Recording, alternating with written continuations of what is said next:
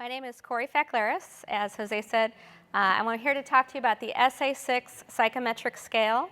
This is a self-report measure of end-user security attitudes. I developed this scale with Laura Dabish and Jason Hong at Carnegie Mellon University as part of our NSF-funded social cybersecurity project. I have two key takeaways for this talk.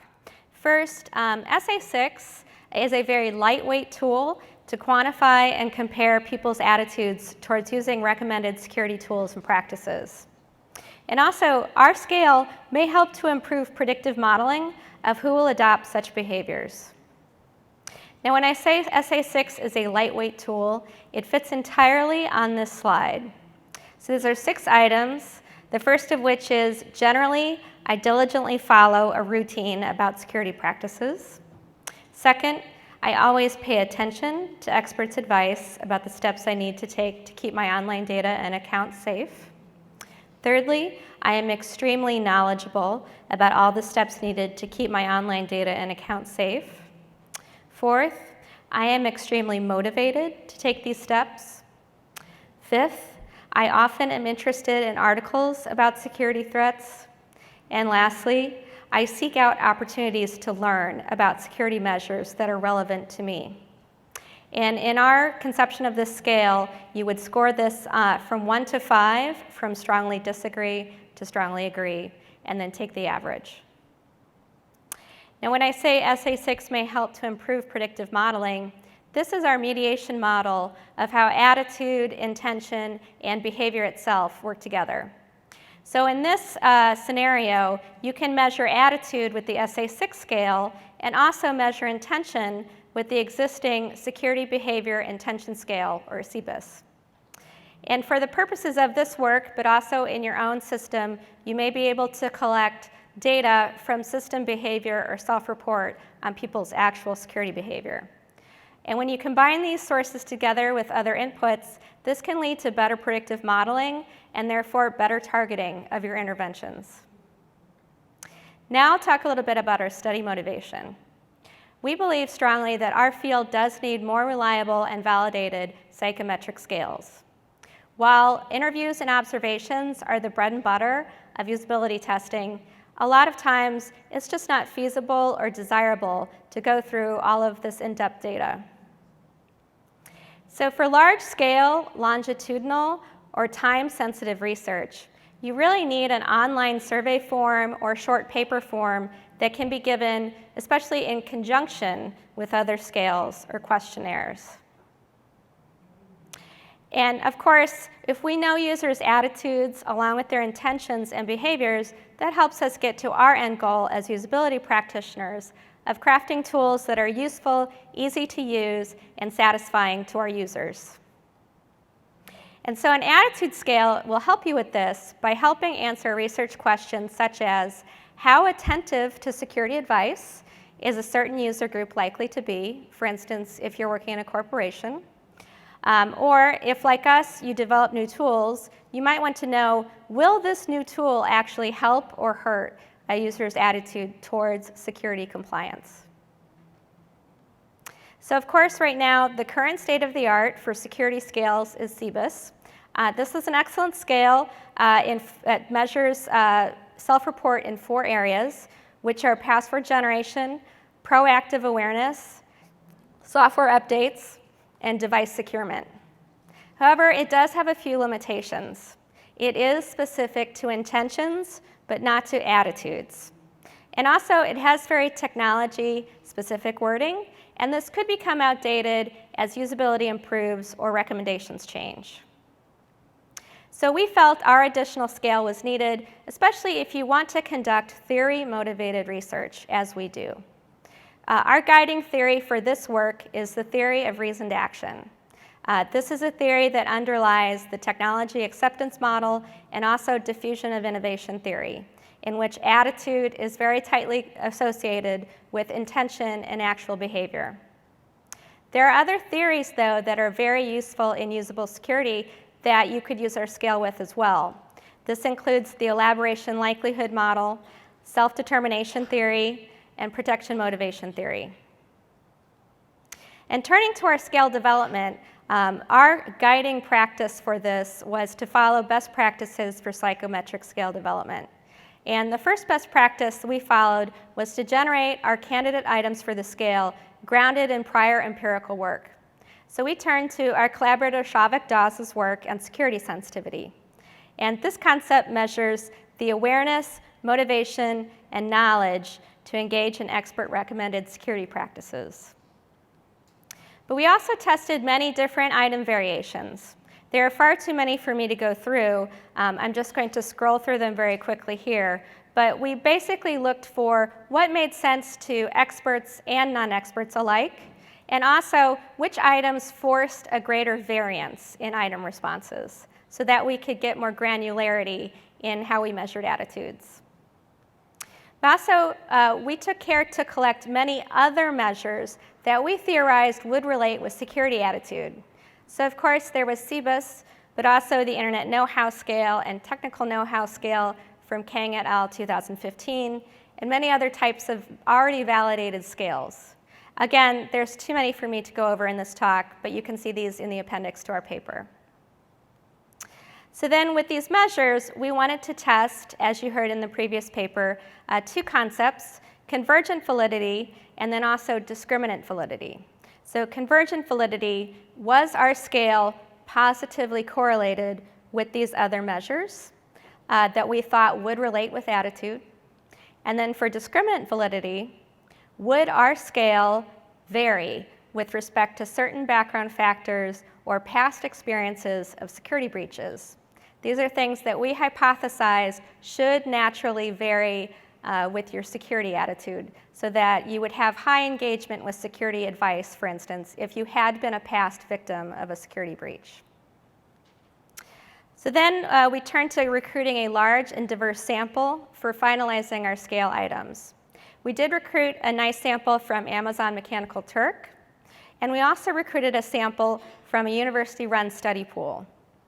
We tested these two samples and found that they were not significantly different by age or gender according to a chi-square analysis.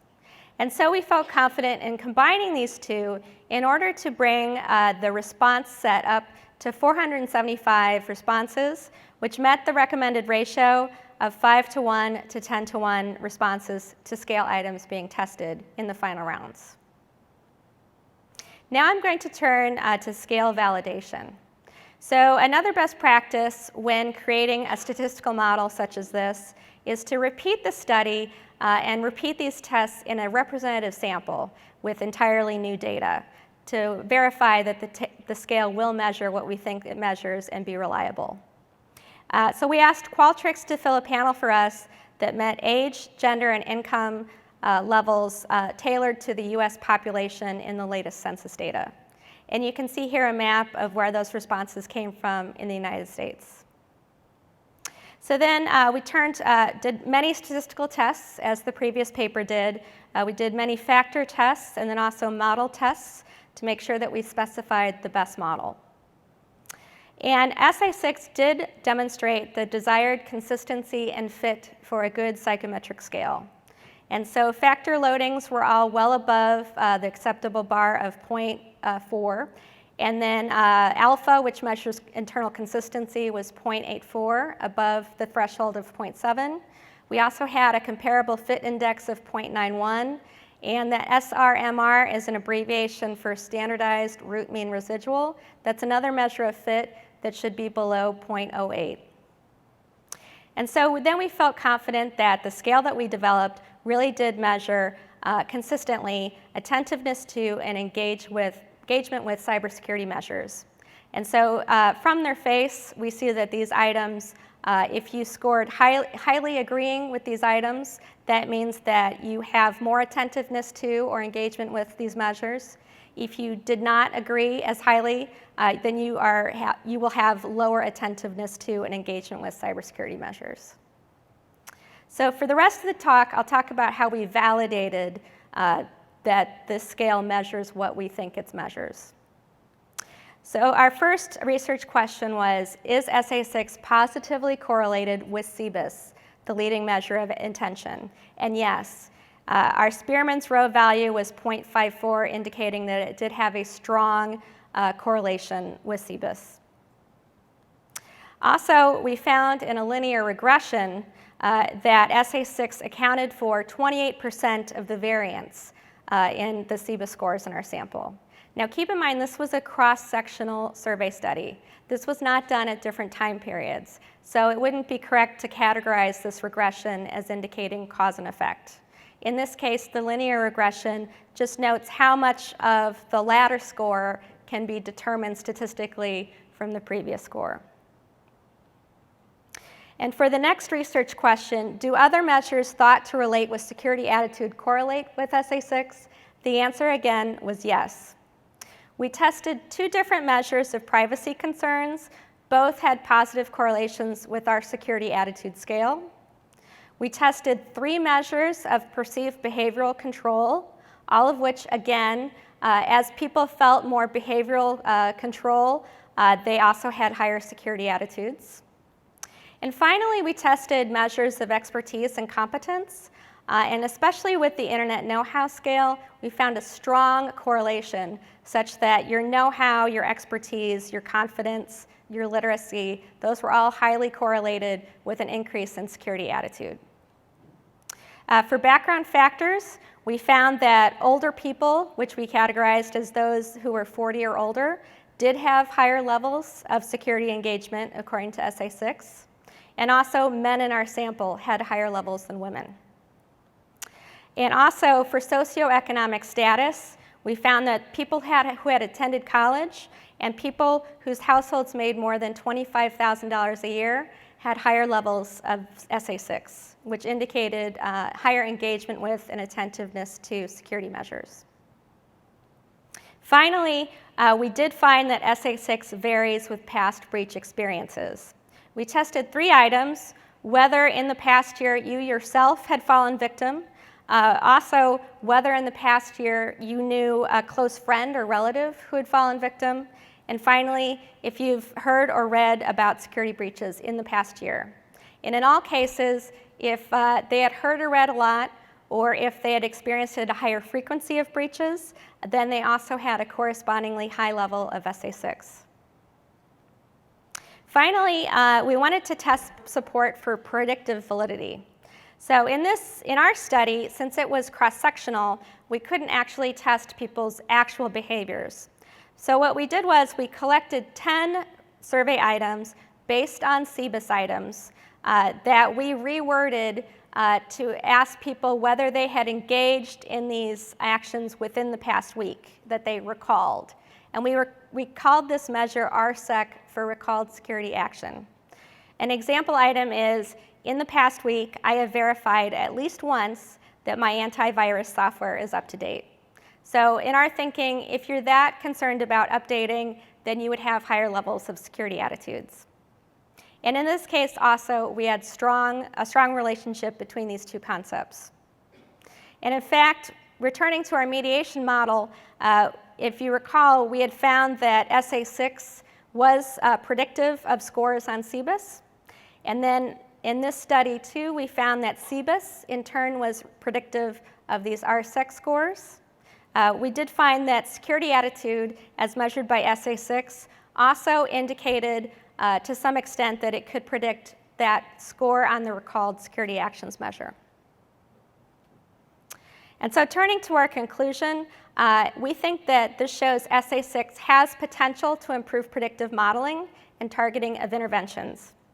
If you find that your participant has a low level of SA6, we think our results indicate maybe the best intervention for that person is something that can boost their awareness and motivation.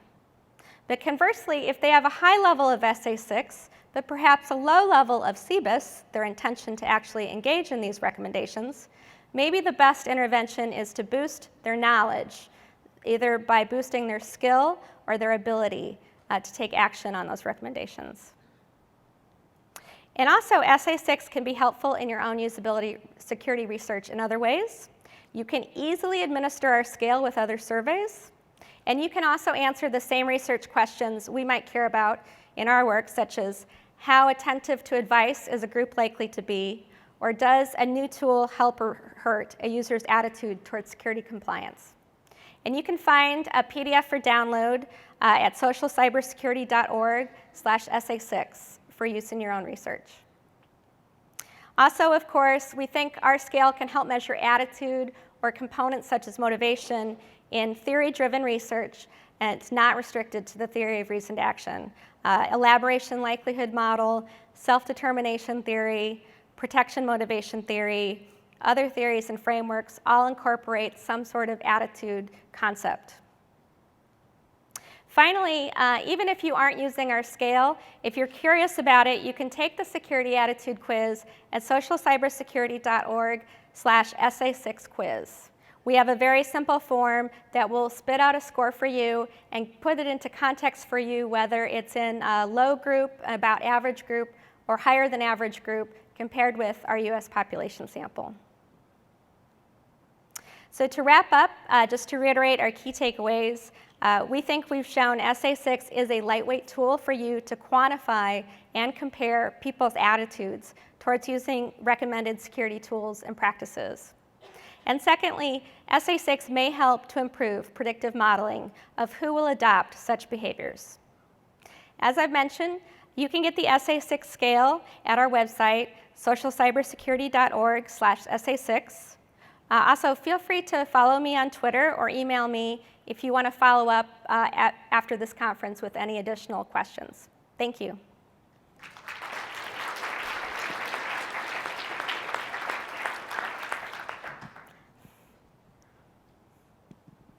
Okay, any questions? Yeah. Hi, my name's Tom Marr. I'm from Oracle. This is amazing. This is wonderful. I was wondering if any thoughts have been given towards cross-correlating with more traditional psychometric scales, so like around depression, anxiety, other mental health issues. That's an excellent question. We have thought about it. I think it's on the whiteboard of things to do. It's just I need to get back to it. There are many other researchers in cybersecurity who are interested in psychometric modeling, and so I've been talking to a few of them who have made connections with. Thank you. I have had such a good time during this session. Thank you for all the excellent research and for addressing security holistically as risk. And it's great work, and I'm sure I'll reference this in the previous papers. I wanted to ask you what you think about using a BART, the balloon analog risk test, because viewing it as risk and risk appetites has seemed to be, we have some work in progress where it seemed to be quite well aligned with some of their overall risk perceptions. And it's out there everywhere. Oh, that's a good question, too. Thank you. One thing I didn't cover in my talk, but in the paper, we did test our scale against a couple, one particular risk-taking scale, the domain-specific risk-taking inventory, the health and safety subscale, and that was positively correlated for risk perception. All right. Well, if you add BART and make it a journal publication, I definitely will be following you on Twitter and use it. Yes. So the other thing I'm going to shamelessly mention my own research, which is we have a What Can Johnny Do, which is an expertise measure that was, validated, honestly not as well as yours, but it was focused entirely on competence instead of perception, and I hope that you find it valuable. Thank you very much. Okay, so thanks, Cori, again. Thank you.